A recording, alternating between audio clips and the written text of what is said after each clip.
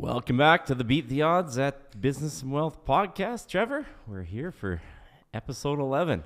All right. That's good. Episode 11. This should be an exciting show. What are we talking about today? We're talking about the Canadian job market, and it has flatlined. You know, we have the beep, beep, beep, beep. I think that's where we are right now in the Canadian job market, right? And how does that affect the everyday Canadian and the Canadian who's on their quest to build wealth in this country, right? So yeah, what does that look like? Yeah, so I mean, we'll get into it here. So I'll pull up the stats here, and this is our annual chart. This is the monthly chart all the time. We're posting this one every single month, and we look at the unemployment rate, and that kind of makes the headlines. The unemployment rate, and we're at 6.4% again. And so anything over, depending on what definition you read, anything over 5%. So once you get a number with a 6 in front of it, that has kind of unemployment in it, okay? Because you're never going to get zero unemployment. That's just not practical. People are transitioning from one job to another. It's just that's not a practical scenario. So depending on the definition you're looking at, like often, anything less than 6% is could be classified as full employment. Okay, anything less than 6 is full employment. Anything above 6 is you have some unemployment issues. Yeah, you have some issues. Exactly. So different people's definitions will vary, but I think that's a good definition by historical standards. So at 6.4%, so we've had this issue. We crossed into that territory March of 2024, and we've climbed from 6.1% to 6.4%, pretty much unchanged as of July. And you'll read a lot of comments on is this person included or is that person included, and people are somewhat skeptical of the unemployment number, and they should be, sure, because it's based on a participation rate. Who is actually participating in the job market, and for all the motivation that our governments will have to manipulate numbers. And they do. Anyone with who's not completely naive has to understand that they do have a slant to manipulate numbers to make them more favorable than they are. But even putting that aside, that's a difficult assignment, deciding who is participating in the employment market. That's not an easy assignment to do. It's 41 million people in the country, and trying to find out who actually really, really wants a job. That's who's not looking for a job, who's seeking a job, all of those things. But, people game the system as well. It's not I'm looking for a job, so I should be able to find one. A lot of people are just on the dole, and they're looking for a job just so they can get their EI payment, right? Correct. And then you have another category of people who they're underemployed. They're working. They have a part-time job or multiple part-time jobs, but they don't really have secure full-time employment of any meaningful value. So they're underemployed, but they're employed. And so my favorite statistic, and I always put this in every single month, is actually the number of full-time jobs. Okay. And so you can see the full-time jobs at 16.7 million full-time jobs. That's just a less subjective number. So forget about the motivations to skew the numbers and manipulate the numbers. At least that's just an easier number to computate, because you're not having to estimate who is actually looking for work to get a percentage point, right? It's just your full-time employment or not. Okay. So that's my probably one of my favorite metrics, along with the median hourly wage. Okay. So the 16.7 million, we look at that in a full year. We're looking at, coming from 16.6 million to 16.7 million. We've only created 100,000 part-time jobs. If we had a static population, maybe full-time or part-time? Full-time. You're right. Okay. Yeah, full-time.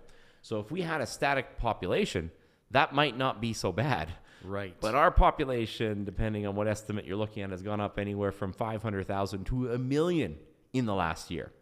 And we only have an additional 100,000 full-time jobs. So, let's play the numbers. Let's say So 900,000 deficit, but really, actually, people working probably 400,000 per year don't have a job, full-time job. Is that right? Yeah. So 400,000 to 900,000 don't have a full-time job. Right. The people who came in, right? So that's a big concerning number, right? Like when you see that there's no roles being created, and we have that population growth, that's a pretty serious number. Then we get the median hourly wage, and despite all the inflationary pressures, which we talk about all the time here, wages have fallen, and they the wages kind of flatlined at 30. You can see the climb up from 28.52, and we're seeing a pretty good climb, and then for all intents and purposes, they get stuck at 30, 29.99, 30. Then you get a 29.81. And I think I remember saying this a couple of weeks ago on the podcast, like, that's an interesting number that we're at 29.81. Yeah, where did that come from? Like, what do you think is the cause of that? That's telling us that the jobs that are being created are very low paying. Okay. So, there's, do you actually have a job? Do you have multiple full-time, do you have multiple part-time jobs? And does this job actually pay you enough to live? So right. There's a whole bunch of things going into that. But then, following that, it's $29.70. Now, this is the median hourly wage, and we use the seasonally adjusted numbers in there. And so historically, you do get people who, they might leave well-paying jobs before the summer. And then you get, students or other people entering low-paying jobs during the summer, and then in September the cycle kind of rectifies and we start all over again. Sure. We do use the seasonally adjusted numbers, so but I have seen even with the seasonally adjusted numbers, I don't think they're adjusting all the seasonality out. So it is grain of salt when you look into there, but we did see that drop off in June, not in July, right? So it'll be interesting to see when you start to get the September and October numbers, how permanent that reduction in wages is, okay? Right. Once you get the higher paying jobs come back on in September. So, but nonetheless, if we're just taking it at face value and we're assuming the seasonality is correctly adjusted for, we're coming down from 30 to 29.70. That's a full percentage point. That's a full 1% reduction in median wages. Yeah, that's significant because, nothing is getting less expensive. Even though the CPI number says we're good, things are good. It's like, man, have you been to the grocery store? Have you filled up your gas lately? Have you, purchased any, energy for your home? Like, everything is more expensive. So a reduction in that median wage kind of makes a difference, right? Yeah. I mean, the CPI number means stuff is going up less quickly. It doesn't mean anything's coming down. The goal is never to reduce these prices here. That's not how the whole Ponzi is built. Like it's just, they want to keep the prices going up just fast enough so people don't notice or don't complain too much. But no one has a plan to bring the prices down, right? It's funny that you hear in the U.S. the latest line was Kamala says, on my first day in office I'm going to bring the prices down, right? And then the number one retort is just like, well, why don't you just do it now? Yeah. It's so easy. You're in office now, Kamala. Why don't you go ahead and get that It's so done? easy to bring the prices down. Why don't you just do it tomorrow? Why are we waiting? What are we going to wait till January for? Exactly. She's making day one promises, but she's already kind of in there, right? Yeah. People, you're not voting your way out of inflation, right? No. They're not changing the monetary system. There's no platform on either side of the aisle that has any plan to stop inflation, right? They might want to control inflation, but you have to understand the nuance and what that means. It means they're going to continue to have prices creep up slowly enough that they hope that the normies don't notice too much. Yeah. They're going to devalue your wages just slowly enough so you don't think it's going to notice, right? And that kind of goes into our next slide. Is it doesn't matter what you have. It's like your wages are getting devalued in terms of desirable assets. Okay. You fast forward, go back 25 years, it would have taken you 0.7 weeks to buy 1 ounce of real money. 0.7 weeks of wages, you could have bought 1 ounce of gold. This is a 1 ounce Canadian gold coin produced by the Canadian Mint. You could have bought that with 0.7 weeks of median wages. Fast forward today, you need to work 3 weeks of a median wage job to buy one of these things, excluding tax. If we assume that you didn't pay any tax, right? So excluding tax, it's still the same ounce. They haven't changed the value of an ounce. You know what I mean? Some of the packages of food you buy are smaller than they used to be, right? But an ounce of gold is an ounce of gold, and now you got to work 3 weeks to buy one at median wages. Crazy. House, you want to buy the TSX index, okay? Could have bought the TSX index with 13.1 weeks of median wages. Now it's 20 weeks of median wages. You could have bought a house at 307 weeks of median wages. Now it's 640 weeks. That's more than double. More than double. And that's 640 weeks of median wages without tax. Without tax, right? We talked about last week. It's like the average Canadian's paying 43% in tax. So 643% in tax. So 640 weeks of median wages to buy the average house in Canada, right? And, we bring this for the people at the boot camp because people will think, well, surely it matters, what income bracket you're at. It's like, no, it doesn't.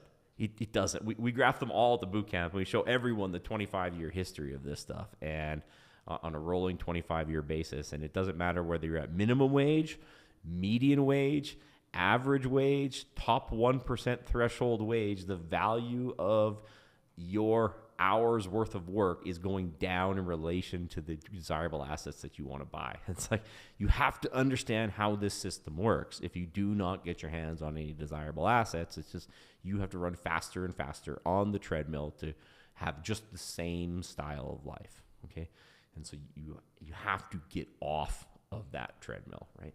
This is the most powerful one, and I don't put this up there for like I know this isn't one of our biggest bang posts.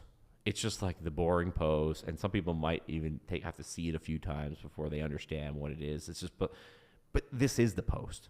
Like this is the one post that happens every month, and I don't think I'll ever take it off of there because like this is it. Well, right? Really, when you look at it, so you're comparing your labor units, the amount of work you have to put in, right? Yeah. And then it's also showing the rate at which the asset price the asset price is going up, right? Yeah. Yeah. So whenever there's an inflationary trigger that happens, the assets go up in value, right? But your wages remain basically the same. Yes. Right. So buying the assets, having assets in your portfolio, desirable assets, real estate, gold, Bitcoin, Canadian dividend paying stocks, having them when there's that inflationary inflection point, boom.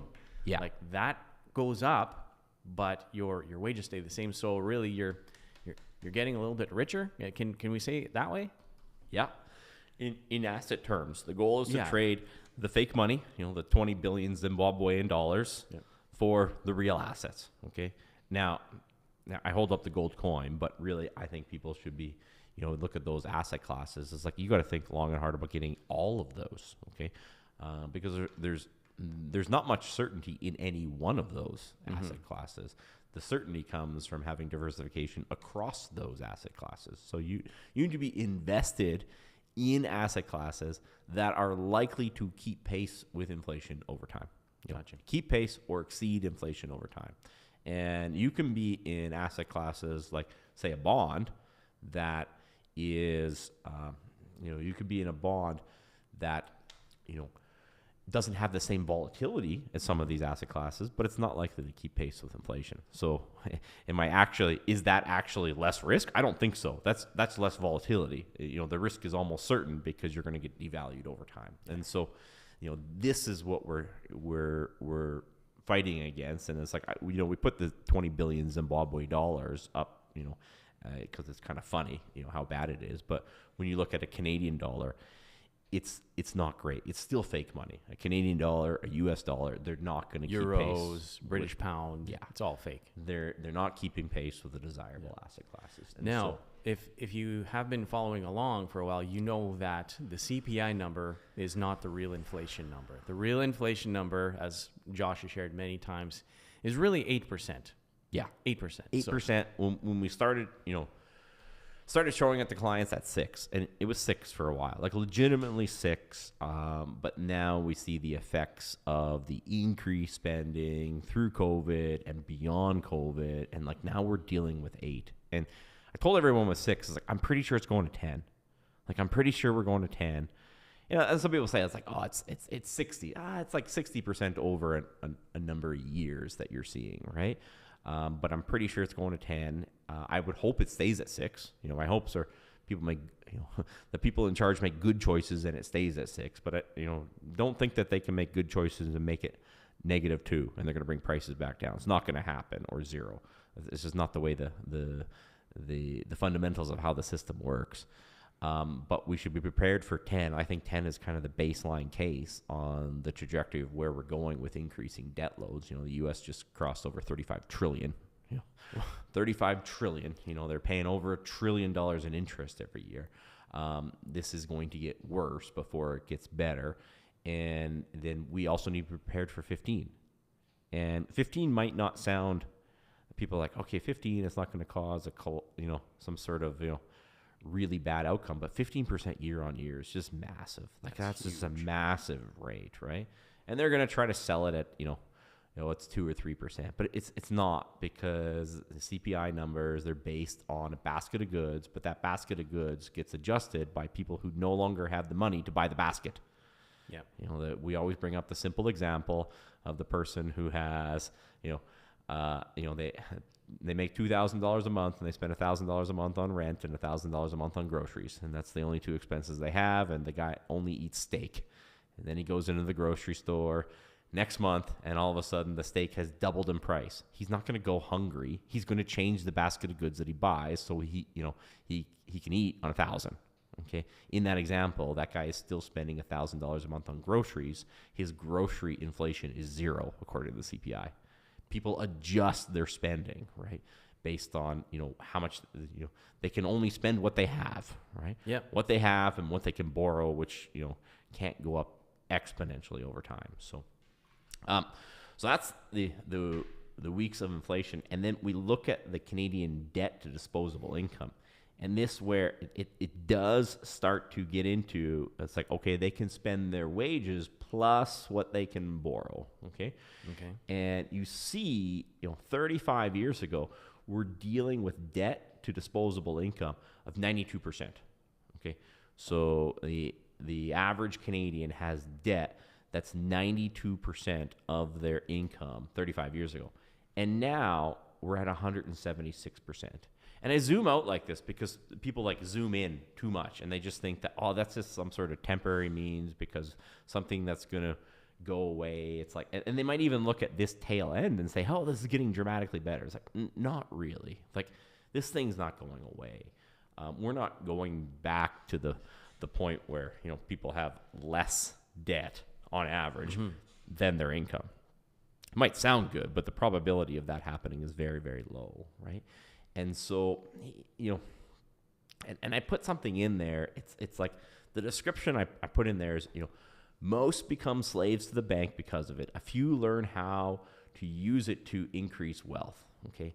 So, most people are they're the Dave Ramsey disciples. They're too scared to use it. They're not going to use it. It's like, oh, right. Okay. But you have to understand that if you're in that class, it's like the value of the assets you want to buy, the desirable assets that will outperform inflation, they're going up faster than your income because of the debt used to buy them. And so if you don't use debt or learn how to use debt on it, it's like you have a harder assignment than you had 35 years ago.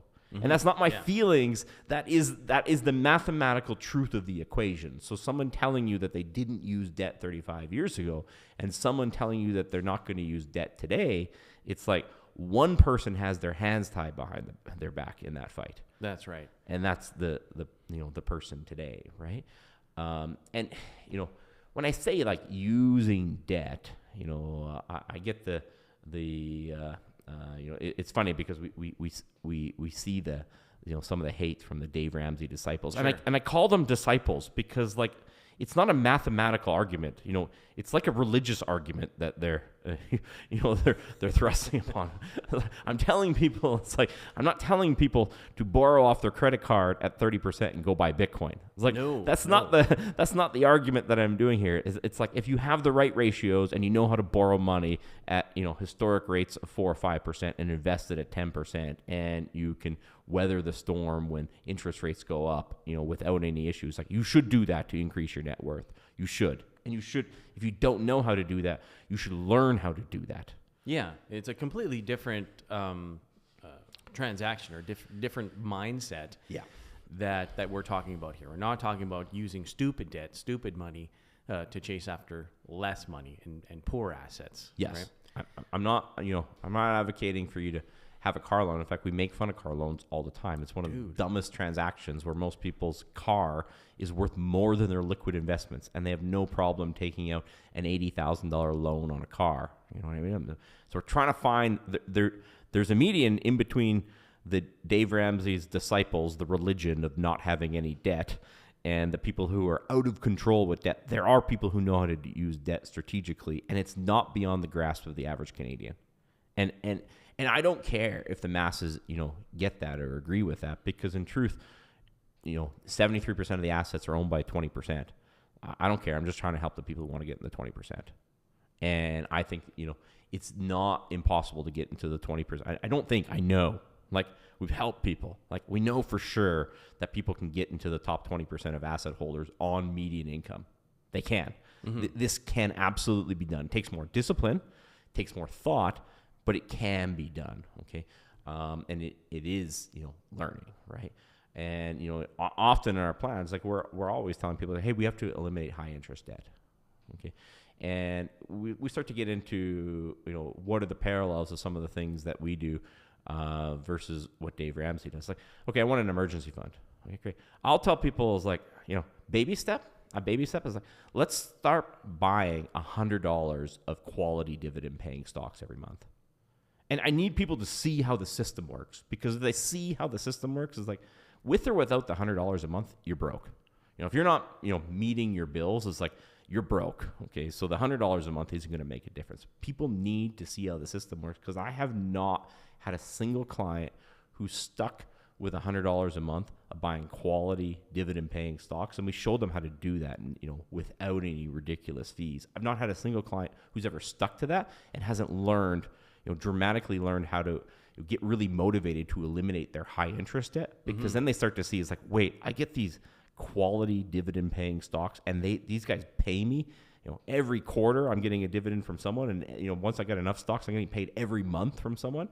And they start to see, it's like, wait, if I could eliminate this credit card payment over here, I could put all my money into this, and that, you know, those dividends would snowball that much quicker. It's like, yeah. It's too much cognitive dissonance for someone to stick with that $100 a month and watch those dividends snowball to not get super motivated with.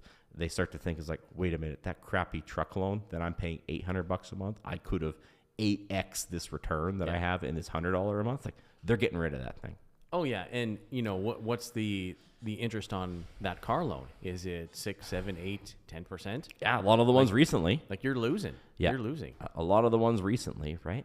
And so, like, am I putting it into, you know, the emergency fund? Yeah, I'm going to put it into an emergency fund that's continually getting inflated away. I mean, I can draw on dividend paying stocks. Do they have some volatility? Yes, but volatility is not the same as risk. Those are two separate items. If I put cash in a bank account, there's 100% risk that it's going to get inflated away. 100% risk that it's going to get inflated away, right? Can I wake up tomorrow, my dividend paying stocks are down by 20%? 100% I can, right? But we're also saying these are, you know, the type of stocks that we're recommending, these are dividend paying stocks. So these are, they have less beta. Okay, you look at great financial crisis and the types of stocks that we use, it's like the market's down 50%, these stocks are down 25%. And that's like the generational type event that happens. That's the that's the financial crisis. That's the .com bubble.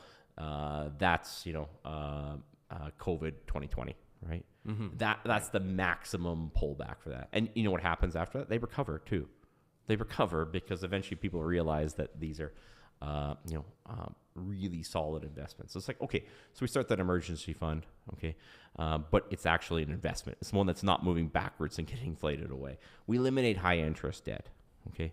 We eliminate high interest debt because you got your credit line that's 10, 11%. It's like, we can't out-invest that thing. Like, we just can't. You got your credit card, you got your credit line, you're dumping money into a vehicle that's not really increasing your net worth over time. It's like, that doesn't make sense, okay? But once we have that done, it's like, okay, there's another level to that program. It's like, okay, you got to grade 6. I'm going to get you to grade 12. Why, just getting rid of your debt is like, you're a 6th grader. It's like, I'm relatively confident that if you pass grade 12, I could get you all the way to there, right? I'm not going to treat people like 6th graders and, put one hand tied behind their back in this fight because the debt levels are increasing. And if you don't know how to do it, the desirable assets that you need not to get Zimbabwe dollared away, they're running away from you, and they're going to continue to run away from you. It's like that. That's just how it works. Okay. So this is my feelings. This is the exact stats. Okay. Now we get to the unemployment rates across Canada. It's different. Canada as a whole has 6.4%, but you see the massive variances between province to province. Okay, you have a low in the Yukon of 3%. In the provinces, you have BC and Saskatchewan, 5.5, 5.4%. Newfoundland, 9.6%. Wow. Oh, Newfoundland. 9.6%. It's like, guys, maybe you should just go in a different direction. Like, maybe this isn't working. I don't know how many decades you got to experiment with this, but that's another discussion altogether. Okay. And some people are starting to get the unemployment rates. It's like people residing on First Nation reservations counted towards. It's like, yeah, all of those questions are legitimate. And that's why, go back to that other post that we put every month where I put the number of full-time jobs. That's going to give you a real good, less subjective indicator. Okay. And so you start to see Alberta, 7.1%, a little bit higher, right? That has been creeping up, and we're seeing migratory patterns of people leaving BC and Ontario coming to Alberta, Saskatchewan, because they can't afford to live there. Yeah, things are very expensive. The housing affordability is it's really poor. So you're going to get that influx of immigration. Okay, and that's kind of just what's going to happen. Okay, but there's more going on here than this. Okay, you have to dig a little deeper, and where I say the job market has flatlined, it's like, here's where I'm going to get into the really scary stuff of like where it actually flatlined. Because you look at that, it's like, okay, that's not so bad. It's 6.4%. We had an influx immigration. It was like, what are the more concerning things going on behind the scenes? Okay, you have Canada job growth in thousands. Okay. I start from December 31st, 2019. So December 31st, 2019, here's where we have, everything. Okay. Everyone's at zero here. And we're looking at the three things: public sector, private sector, self-employed. Okay. So we're seeing that the private sector fell off a cliff in 2020 because they shut the economy down. Everyone's locked in their houses. Yeah, shut down non-essential businesses. Exactly. Businesses who have to generate a profit cannot keep employees on. Okay. Governments who rely on fake printed money can. Okay. And so I call this, like, this is fake job growth. And this upsets some people, and that's good, because the people who are upset by this, trust me, they're never going to hire us anyways. And and not only do I not want them as clients, I probably don't want any of their friends as clients if they can't see this. The last thing I do is want to be sitting across the table from one of these people who thinks that this is okay, that private businesses have to lay everyone off in a crisis and government workers are working from home in productive roles. Yeah, sure. Yeah, sell me another one. I saw the working from home. You couldn't even get through to CRA. Yeah, and I don't know where this was, but really these government workers are now wanting to sue the government because they want them to show up 5 days a week. Wow. Oh my goodness. How dare you, right? And so here's where you see, it's like, well, surely this bounced back. Not really.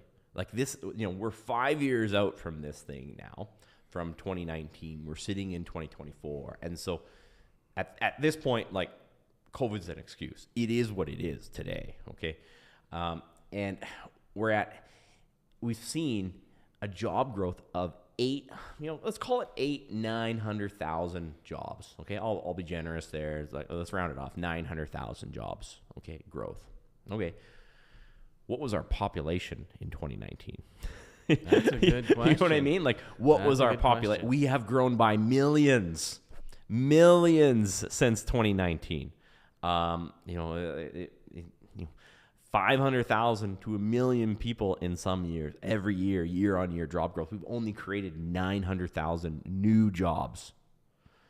That's scary, okay? And then you look at the fake jobs. So now we've created 600,000 jobs have been public sector jobs.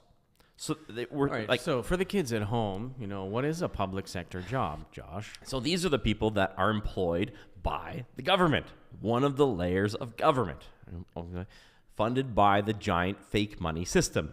And so, like, think about that ratio just for a second. Think about that ratio. 900,000 private jobs created versus 600,000 public jobs created. I'm not talking about like a 1 month anomaly. This is 5 years under a good data set that starts before COVID, ends long after COVID. Normalization should have occurred at this point. And if it hasn't, this is the new normal. Like, this is what's happening today. So that means, roughly speaking, for every 1.5 private jobs being created, there is 1 public job being created. And I'm supposed to make some apologies to someone when I call it a fake job. Like I'm supposed to actually tell you that is a necessary position that our country would crumble. We need 1 public sector worker to support 1.5 private sector workers. That is insane. Historically, this has been 3, 4, 5, private jobs created for every public job. This is a completely unsustainable ratio, and there is no valid argument whatsoever that is a real necessary job.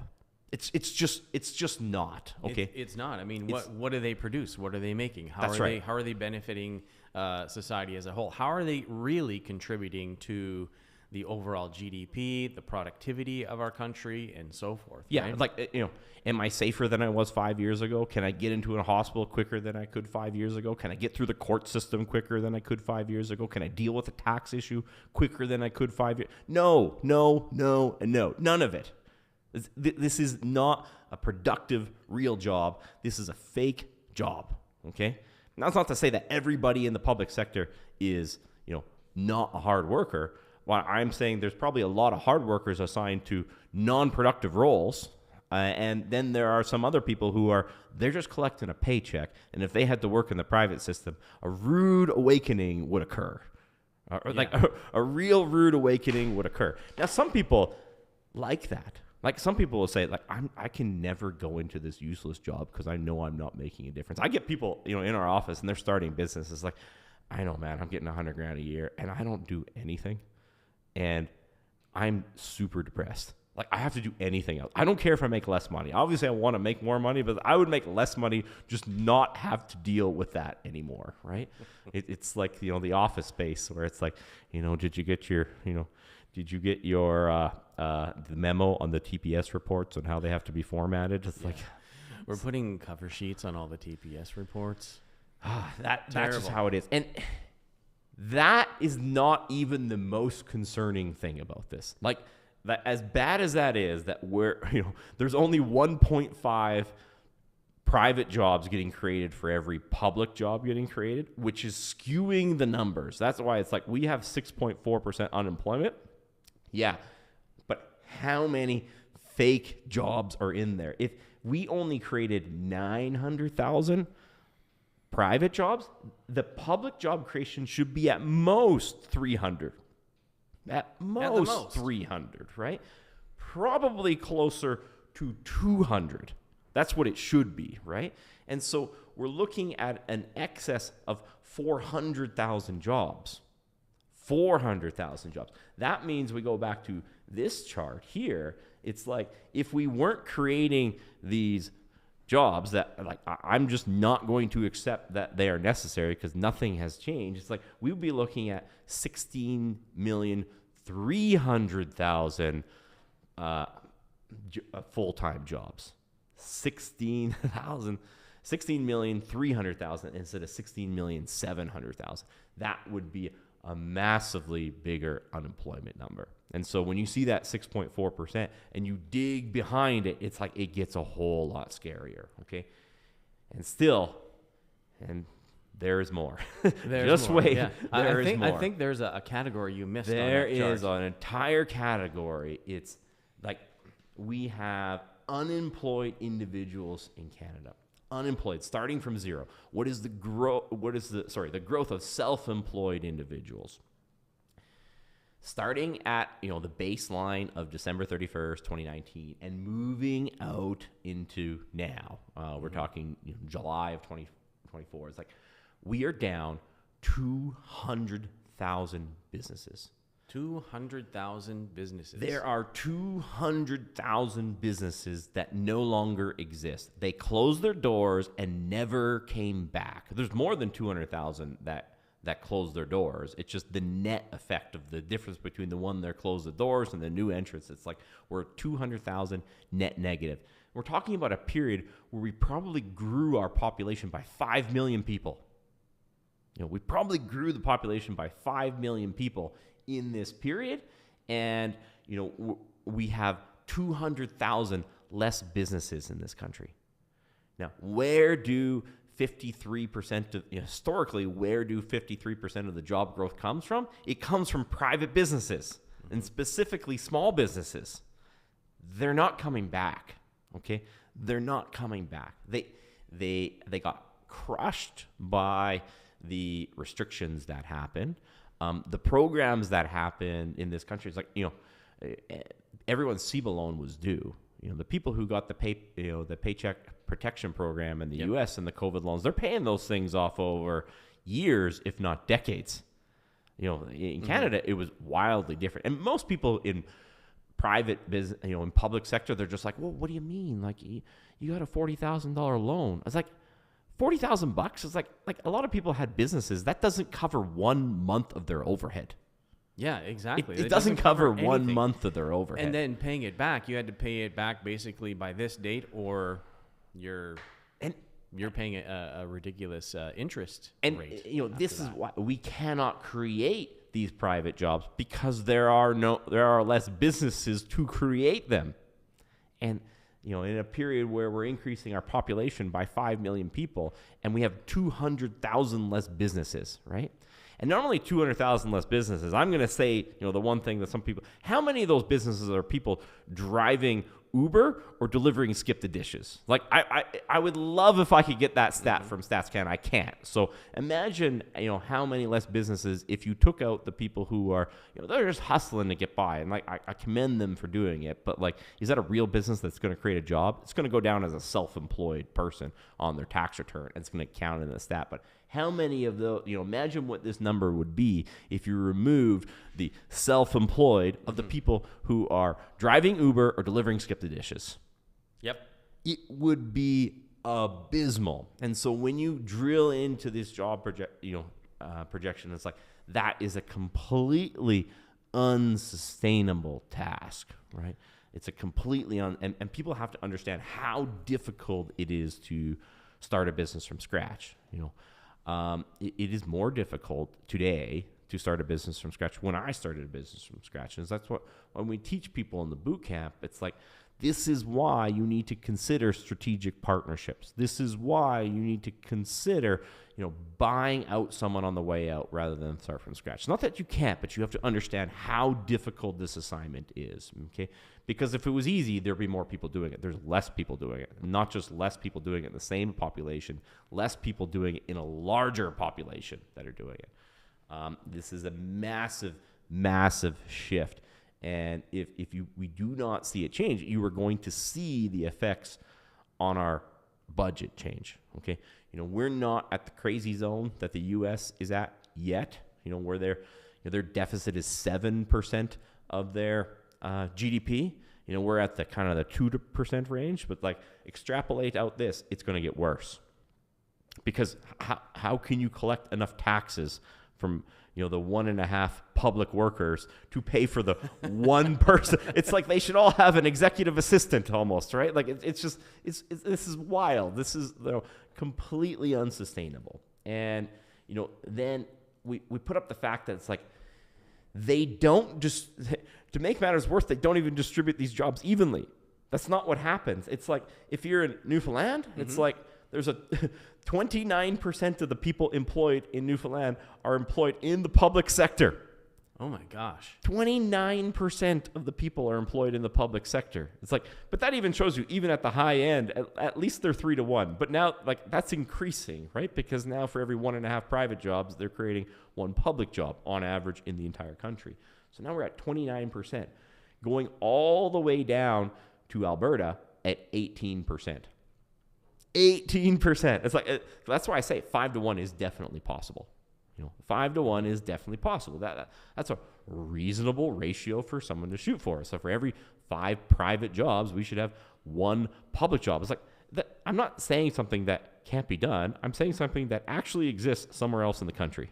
Yeah, well, I mean, we need to have those people in the private sector who are, generating revenue, bringing in revenue, selling new things to new people, doing trade between different countries and then reselling those products and, doing something productive that increases our GDP, right? Yes. Not just people who are, taking from your back pocket, putting in the front pocket, yeah. And then the taxes from the public sector guys, okay, that's not really productive. Yeah. Simply because it's already come from the tax dollars into their pocket, and then a little bit comes back in. So it's not really, there's a lot of diminishing returns with the public sector jobs. We need more private, big time. Huge, right?